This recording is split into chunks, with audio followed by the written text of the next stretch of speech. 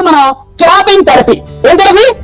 మీరందరూ చాలా చక్కగా కొడుతున్న క్లాప్స్. ఇంతకుముందు మీకు తెలిసే ఇలా కొట్టాలని ఒకసారి మళ్ళీ కొట్టినందరూ.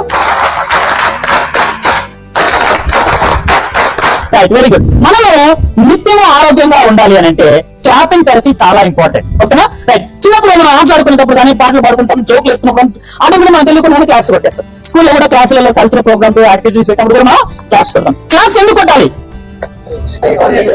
ఎంకరేజ్ కోసం, బ్లడ్ సర్క్యులేషన్ కోసం, ఇంకా అదేనా?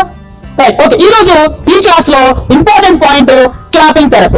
Clapping therapy. ఓకే, క్లాప్స్ ఎందుకు కొట్టాలి? అందరికీ ఉన్నాయా హ్యాండ్స్? ఒకసారి చెక్ చేయండి. పక్కన చూడండి, ఓకే లేవా? సరేనా? ఓకే, అన్నీ వస్తే పైకి లేపండి చేతులు. లేపట్లేదు అక్కడ. Right, very good. కూర్చోండి. ఇప్పుడు ఒకసారి మీ చేతులు ఒకసారి చూసుకున్నాం, చూసుకున్నారా? రైట్. ఇప్పుడు ఇమాజిన్ చేయండి, మన శరీరంలో అనేక అవయవాలు ఉన్నాయి. ఉన్నాయండి? పేరు చెప్పండి కొన్ని. సరే, ఏమన్నా మన శరీరం అవయవాలు ఉన్నాయా? Okay, right. ఇంకా చెవులు, ముక్కులు ఉన్నాయా?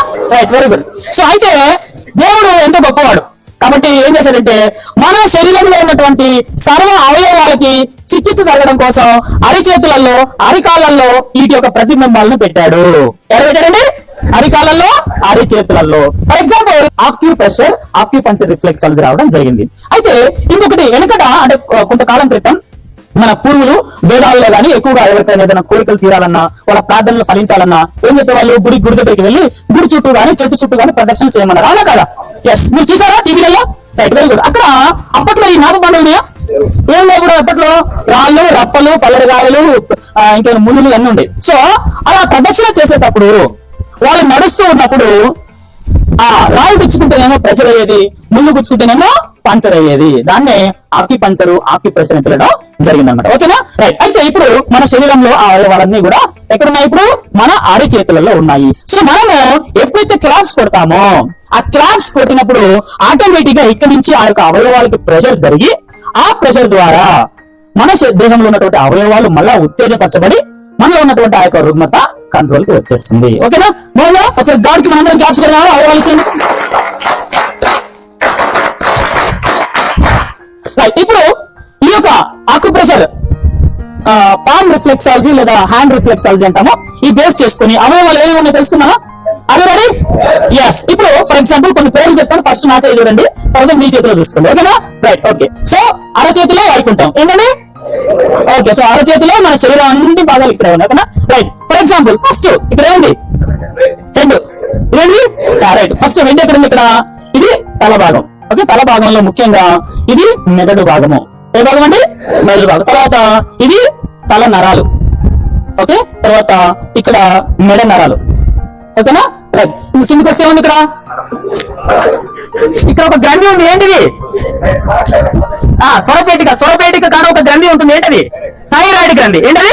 థైరాయిడ్ గ్రంథి. ఇక్కడ రండి. ఇప్పుడు ఇక్కడికి వస్తే ఇక్కడ థైరాయిడ్ గ్రంథి ఉంది. ఇక్కడ ఎస్, ఇక్కడ వస్తే సార్ ఇక్కడ థైరాయిడ్ గ్రంథి. ఓకేనా? రైట్. నెక్స్ట్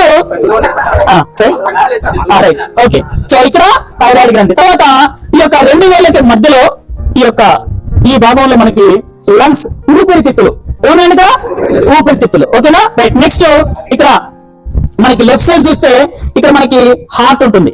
లెఫ్ట్ హ్యాండ్ కి ఏముంది? హార్ట్. అదే రైట్ హ్యాండ్ కి చివరిలో లివర్ ఉంటుంది. ఓకేనా?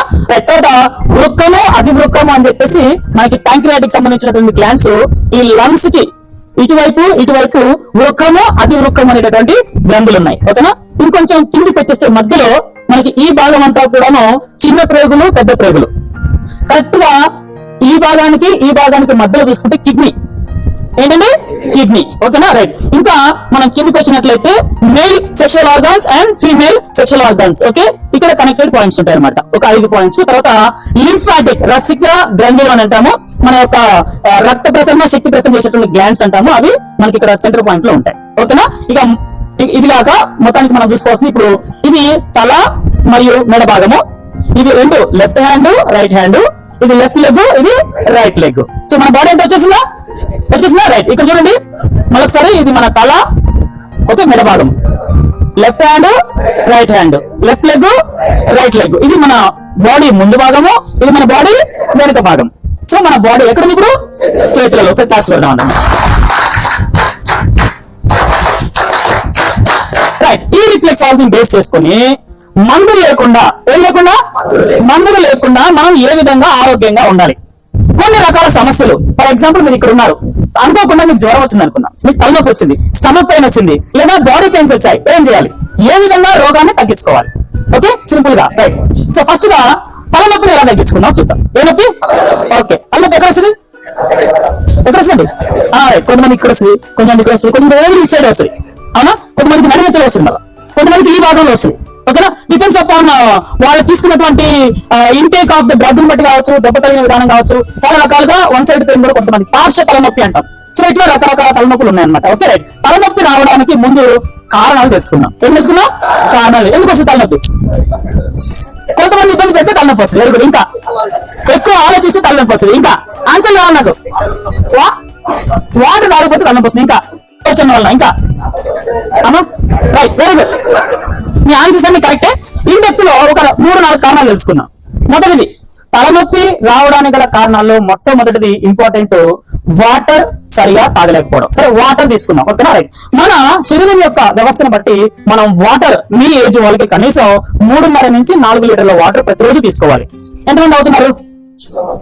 ఓకే, అది మీరు సెల్ఫ్ క్వశ్చన్ వేసుకోండి. నిజంగా నాకు నేను 3.5-4 లీటర్ల వాటర్ తాగుతున్నానా అని క్వశ్చన్ వేసుకోండి మీకు మీరే. ఇప్పుడు నేను చెప్తా చూడండి ఎలా తాగాలో వాటర్ ని. ఫస్ట్, ఉదయం లేవగానే మీరు బెడ్ దిగగానే ఫస్ట్ మరి మీరు చేయాల్సింది వాటర్ తాగడం. ఓకేనా? మోన్ కడుకోకూడదు. ఓకేనా? నోట్లో ఉంటుంది కదా, అలాగే మింగేసేయాలి. వాటర్ తో పాటు మింగాలి. ఓకే, దానికి శాస్త్రీయత ఉంది, ఎందుకు మింగాలో తర్వాత తెలుసుకుందాం. ఓకేనా? రైట్. ఫస్ట్ పాయింట్, లేవగానే మీరు ఎంత తాగలరో అంత తాగండి. 1 గ్లాసా, 4 గ్లాసులా, 6 గ్లాసులా మీరు డిసైడ్ చేసుకోండి. కొంతమందికి తాగితే వామిటింగ్స్ వస్తాయి. అప్పుడు ఏం చేయాలంటే ఫస్ట్ ఒక ½ గ్లాస్ తో స్టార్ట్ చేయండి. అట్లా 2వ రోజు 2 గ్లాసులు, 3వ రోజులు, అట్లా అట్లా అట్లా ఒక నెల రోజులు టైం తీసుకొని మినిమం లేవగానే ఒక ½ లీటర్ నుంచి లీటర్ వాటర్ తాగే ప్రయత్నం చేయండి. First point. రెండోది, భోజనానికి ఒక అరగంట ముందు ఒక ½ లీటర్ వాటర్ తాగండి. భోజనం చేసేటప్పుడు అది బ్రేక్ఫాస్ట్ గానీ, లంచ్ గానీ, డిన్నర్ గానీ వాటర్ తాగొద్దు. ఎవరైతే పొట్ట లావుగా ఉంటుందో, ఎవరికైతే నిద్ర పట్టదో, ఎవరికైతే ఒళ్ళు నొప్పులు బాగా ఉంటాయో, ఎవరికైతే కాళ్ళ వాపులు, BP, sugar, asthma, thyroid, arthritis, joint pains ఇవన్నీ ఉంటాయో వాళ్ళలో ఉన్న సమస్య ఏంటంటే వీళ్ళు ఎక్కువగా అన్నం తినేటప్పుడు నీళ్లు తాగుతూ ఉంటారు. ఏ నొప్పైనా మీరు చెప్పండి, వాళ్ళలో ప్రధానమైనటువంటి సమస్య తినేటప్పుడు నీళ్లు తాగడం. అలాంటి సమస్య మీలో ఉంటే కనుక వెంటనే దాన్ని పక్కన పెట్టేసేయండి. నీళ్లు తినేటప్పుడు త్రాగకూడదు. ఇది nature of the body rule ని మనం బ్రేక్ చేస్తామా? చేయకూడదు. ఓకేనా? రైట్. తినేటప్పుడు నీళ్లు త్రాగకూడదు, అన్నాన్ని గబగబా మింగకూడదు. మీరు చాలా మందికి అలవాటు. రైట్. మీరు తక్కువ తిన్నా ఇబ్బంది లేదు, ఎక్కువ తిన్నా ప్రాబ్లం లేదు, కానీ నెమ్మదిగా తినడం నేర్చుకోండి. మనకి ఎన్ని పనులు ఉన్నాయి? 32 సార్లు కాకపోయినా అందులో సగం 16 సార్లు అయినా నమిలి మింగడానికి ప్రయత్నం చేయండి. గబగబా తినకూడదు. ఇది చాలా ఇంపార్టెంట్. మనము ఎందుకు ఈ రోజు మన సమయాన్ని, మన డబ్బుని హాస్పిటల్లో వెచ్చిస్తున్నామనంటే ఈ నియమాలు తెలియక. సార్ అందరూ నోట్ చేసుకోండి పాయింట్. ఓకేనా? ఈ నియమాలు చాలా ఇంపార్టెంట్. మీరు జీవితంలో హాస్పిటల్కి వెళ్ళకూడదు, నేను బ్రతికినంత కాలం ఆరోగ్యంగా ఉండాలి అనుకుంటే మొట్టమొదటి నియమం వాటర్ ప్రాపర్ గా త్రాగడం. ఓకేనా? ఇది మీరు చేయండి, మీరు లైఫ్ లో మన హాస్పిటల్కి వెళ్ళరు. చెప్తాను. ఓకేనా? ఫస్ట్ థింగ్, లేవగానే కొంత వాటర్, తర్వాత భోజనానికి ఒక అర్ధగంట ముందు. భోజనం చేసేటప్పుడు నెమ్మదిగా తినడం వలన లాలాజలం ఆహారంలో కలుస్తుంది కాబట్టి నీరు అవసరం రాదు. అప్పటికి అవసరమైతే కొంత మజ్జిగ గానీ, కొంత వాటర్ గానీ తీసుకోండి. ఓకేనా? రైట్. తర్వాత అన్నం తిన్న అర్ధగంట మినిమం లేదా 1 అవర్ తర్వాత మీరు ఎంత తాగలిగితే అంత, ½ లీటర్, ½ లీటర్, లీటర్ వరకు మీరు ఎంత తాగలిగితే అంత తాగండి. మళ్ళా ఒక 1 అవర్ గ్యాప్ ఇచ్చి మళ్ళీ ఒక ½ లీటర్, మళ్ళా మధ్యాహ్నం భోజనానికి ఒక అర్ధగంట ముందు, మళ్ళా భోజనం చేసిన గంట తర్వాత, ఈవినింగ్ మళ్ళీ ఒక 3-4 o'clock టైంలో మళ్ళీ ఒక ½ లీటర్ వాటర్ తీసుకోండి. మళ్ళీ డిన్నర్ కి బిఫోర్, డిన్నర్ తర్వాత లైట్ తాగండి. ఎందుకంటే నైట్ ఫ్రీక్వెంట్ గా స్లీప్ డిస్టర్బెన్స్ ఉండకుండా ఉండడం కోసం ఎక్కువ సార్లు యూరినేషన్ వెళ్ళడం వల్ల నిద్ర డిస్టర్బ్ అవుతుంది నైట్ పూట. కాబట్టి నైట్ పూట తక్కువగా తీసుకోండి, డే టైమ్ లో ఎక్కువ తీసుకునే ప్రయత్నం చేయండి. సో ఇప్పుడు ఎన్ని లీటర్ వచ్చింది అన్నట్టుగా 4 లీటర్స్ వాటర్ వచ్చేసింది. ఓకేనా? సో ఇప్పుడు ఈ రోజు నుంచి మిమ్మల్ని పరీక్షించుకోండి. మీ ఇంట్లో కూడా మీ పేరెంట్స్ కి చెప్పండి, మీ పిల్లలకి చెప్పండి, ఒక మ్యారేజ్ అయిన వాళ్ళకి కనుక. ఓకే, ఇది చాలా ఇంపార్టెంట్ అనమాట ఈ subject. Water is very important our body. మన బాడీలో వాటర్ ఉందండి. తెలుసా మీకు మన బాడీలో వాటర్ ఉంటుందని? ఎంత పర్సెంటేజ్ ఉంటుంది? 70% ఉంటుంది. ఓకేనా? రైట్. మిగతాదంతా కూడా అవయవాలు, బ్లడ్, కొవ్వు ఇదంతా కూడా 30% మాత్రమే. 70% అందుకనే మనం వాటర్ కి ప్రాముఖ్యత ఇచ్చేది. మీరంతవరకు మీ మున్సిపల్ కార్పొరేషన్ వాటర్ ని వేడి చేసి చల్లార్చుకొని తాగండి. ఏం చేయాలి? వేడి చేసి చల్లార్చుకొని తాగండి. కుదరని వాళ్ళు మీ మీకు దొరికే RO వాటర్ లో 7.1 లేదా 7.4 న్యూట్రల్ pH వాటర్ ఉంటే తాగండి. ఏ pH వాటర్ తాగాలి? Neutral pH water. ఓకే, అది మన బాడీకి చాలా అవసరం.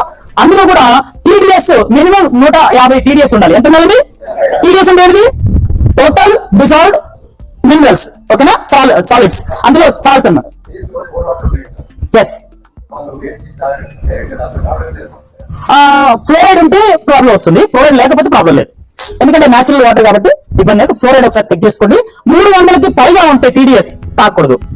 వాటర్ లో TDS టోటల్ డిజాల్వ్ సాలిడ్స్ 300కి పైగా ఉంటే కనుక తాగకూడదు. దానివల్లనే మనకి ఈ కీళ్ళ వాతాలు, తర్వాత మళ్ళీ ఫ్లోరైడ్ ఎక్కువైపోయి ఆస్టియోపోరాసిస్ లాంటి సమస్యలు రావడానికి, లేదంటే కాళ్ళు చేతులు వంకర్లు పోవడం, ఇవన్నీ రావడానికి అవకాశం. ఓకేనండి, రైట్. సో వాటర్ థెరపీ గురించి మీరు నేర్చుకున్నారా? పాటిస్తారా? ఒకసారి క్లాప్స్.